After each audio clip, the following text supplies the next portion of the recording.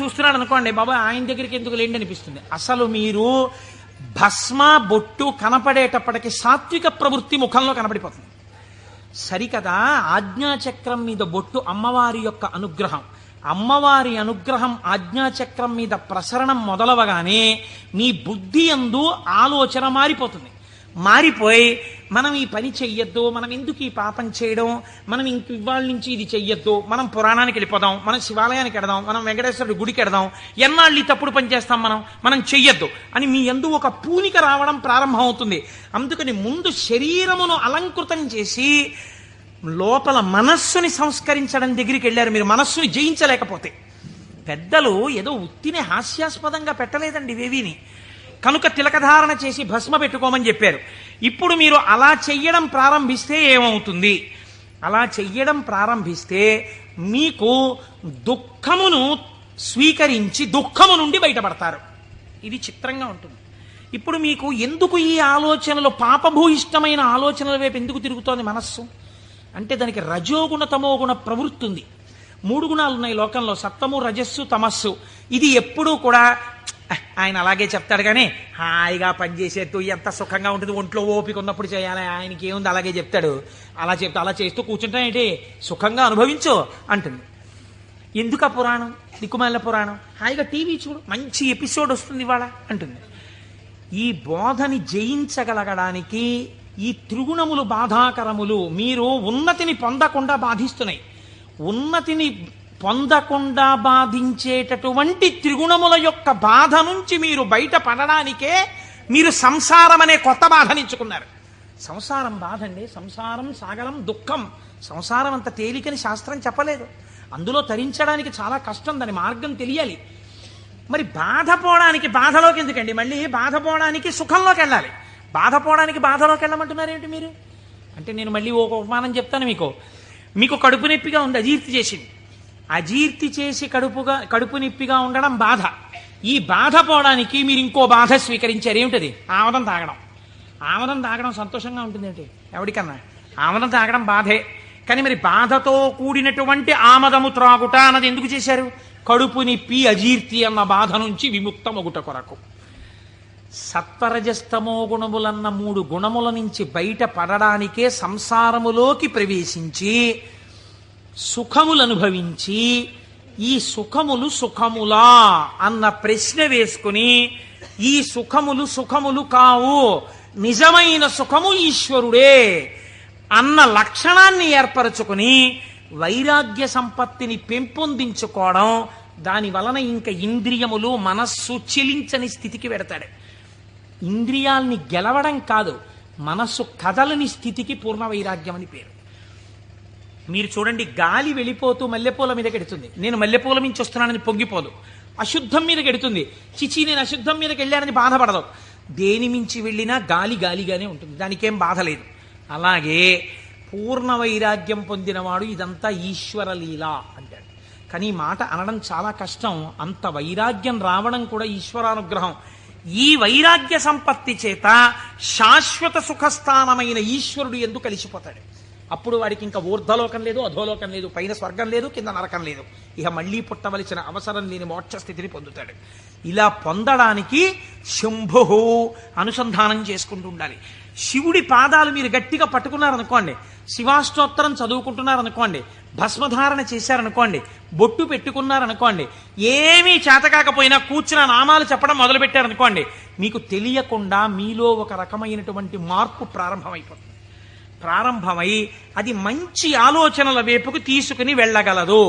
ఇలా తీసుకుని వెళ్ళవలసిన అవసరము ఎందువలన కలిగింది అంటే, పూర్వకాలంలో పూర్వయుగమైనటువంటి ద్వాపర యుగం వరకు కూడా ఒక లక్షణం ఉండేది. రాక్షసులు ఉన్నారనుకోండి, వాళ్ళు తెలిసేవారు వీళ్ళు రాక్షసులండి అని తెలిసేది. కాబట్టి వాడిని దూరంగా పెట్టడమో, వాడిని పరమాత్మ సంహారం చేయడమో ఏదో ఉంటుంది. కలియుగంలో ఏమిటో తెలుసా అంటే, రాక్షసులు ఏ రూపంలో ఉంటారు? చిత్తవృత్తుల రూపంలో ఉంటారు. పైకి దొరకరు, మీకన్నా సాధుపురుషుళ్ళే కనిపిస్తాడు. మోసం చేసేవాడే చాలా నమ్మించేటట్టుగా సాధుపురుషుల్లో ఉండాలి. వాడిని నమ్మితే నాకేమిటి, నమ్మకపోతే నాకేమిటి, నేనేమన్నా వాడి దగ్గర ప్రయోజనం పొందుదాం అనుకుంటున్నానా అన్నవాడు తన యథారీతిగా ఉంటాడు. అవతల వాడిని నమ్మించి మోసం చెయ్యాలనుకోండి, వాడే మాట కలిపి చక్కగా మాట్లాడి బాగా మాట్లాడి మీరు నమ్మేటట్టు చేసి అప్పుడు మీకు ఒక కప్పు కాఫీ ఇచ్చి ఆ కాఫీలో మత్తు కలిపేసి మీరు పడిపోతే మీ సూట్ కేసు ఎత్తుకుపోవాలి వాడు కదా. అందుకని ఇప్పుడు ఎక్కడున్నాడు రాక్షసుడు? వాడి చిత్తవృత్తి ఎందున్నాడు? మీరు చూడండి, నిజంగా ఈ చిత్తవృత్తుల రూపంలో రాక్షసులు ఉండి ఉంటే త్రేతాయుగంలో విశ్వామిత్రుడు యాగం చేయగలడా? చెయ్యలేడు. ఇక్కడే ఉన్నారు రాక్షసులు. రాముడు ఈ లోపల రాక్షసుల్ని చంపడానికి తానే అనుసంధానం చేసుకోవాలి. బయట రాక్షసులుగా ఉన్నారు. రాముడు వచ్చి బాణం వేసుకొట్టి చంపాడు. ఈ యుగంలో అలా కుదరదు. ఇక్కడున్నారు రాక్షసులు. వాళ్ళు ఎప్పుడైనా తలెత్తుతారు. ఎప్పుడైనా తలెత్తి మిమ్మల్ని పడగొట్టేస్తారు. ఎప్పుడైనా పడగొట్టేయగలరు. ఎప్పుడైనా పడగొట్టేసేటటువంటి రాక్షసులు ఇక్కడే చిత్తవృత్తుల రూపంలో ఉన్నారు. వీళ్ళని తొక్కి పట్టగలిగిన వాడెవడు? ఒక్కడే, శంభు. అందుకే ఏవం శ్రీ శంభుదేవస్య నామ్నామష్టోత్తరం శతం అంటాం. ప్రదోష వేళలో రోజు ఆ శంభునామాలు చెప్పామనుకోండి, ఆయన ఏం చేస్తాడంటే వీళ్ళని తొక్కి పెట్టి మీ భావముల యందు మంచి ప్రవాహాన్ని ఏర్పాటు చేస్తాడు. ఈ మంచి ప్రవాహము కలిగిన భావన చేత ఉన్నతిని పొందేస్తాడు. ఇప్పుడు ఈ భావన పొందినటువంటి వాడు ఎలా ఉంటాడు? ఎలా పొందుతాడు ఈశ్వరుణ్ణి అని మీరేమి అనుమానపడిపోయి వాడు ఏమైనా పూజలు బాగా చేసేస్తాడండి, యజ్ఞయాగాదులు చేసేస్తుంటాడండి అలా అనుకోక్కర్లేదు. శంభునామాన్ని పెట్టుకుని శంభుని యొక్క అనుగ్రహం పొందిన వాడి స్థితి ఎలా ఉంటుందో తెలుసా అండి? నేను మీకు ఒక ఉదాహరణ చెప్తాను, మీరు బాగా పట్టుకోగలుగుతారు. ఇది కూడా నేను ఎక్కడి నుంచో ఎందుకు మీకు రుద్ర పశుపతి నాయనార్ అని ఒక నాయనారు ఉన్నారు. 63 మంది నాయనార్లలో మనం సాధారణంగా ఏం చేస్తాం? రుద్రం చదవండి అన్నాం అనుకోండి, సన్యాసి కూడా రుద్రం చదవాలి. సన్యాసులు కూడా రుద్రం పారాయణ చెయ్యమని శాస్త్రం విధించింది. ఎందుకో తెలుసా అండి? అభిషేకం చేయకపోయినా రుద్రాన్ని పారాయణ చేస్తే వెంటనే పాపాలు పటాపంచలవుతాయి. ఆ పశుపతి నాయనారికి ఒక లక్షణం ఉండేది. ఆయన రోజు కూర్చుని రుద్రాధ్యాయం చదువుతూ ఉండేవాడు. చదువుతున్నప్పుడు ఆయనకు ఒక అనుమానం వచ్చింది. ఏమిటా అనుమానం? అందులో మేఘ్యాయచ విద్యుచ్ఛాయచ వృక్షాయచ హరిత్యాయచ లోప్యాయచ ప్రవాహ్యాయచ ఫేన్యాయచ సికత్యాయచ ఈ మాటలు ఉన్నాయి. ఇవన్నీ ఈశ్వరుడే అన్నారు. అంటే నీరు ఈశ్వరుడు, నీటి మీద నురుగు ఈశ్వరుడు, చెట్టు ఈశ్వరుడు, చెట్టు మీద పిట్ట ఈశ్వరుడు, చెట్టులో ఆకుపచ్చతనం ఈశ్వరుడు. మనం ఏం చేస్తాం? మేము అభిషేకం చేయించుకుంటున్నామండి అని వెళ్ళి కూర్చుంటాం. శివాలయంలో ఉన్న అర్చక స్వామి ఏదో మహన్యాసం అని చెప్పి నారుద్రో రుద్రమచ్చయ్యని పాప ఆయన మహన్యాసం చేయిస్తాడు. చేయించిన తర్వాత మీరేవో పాలు పెరుగు పంచదార పళ్ళరసాలు పట్టుకెడతారు. ఆయన రుద్రాధ్యాయం చదువుతూ పోసేస్తాడు. పోసి అభిషేకం చేస్తుంటాడు. మీరేం చేస్తారు?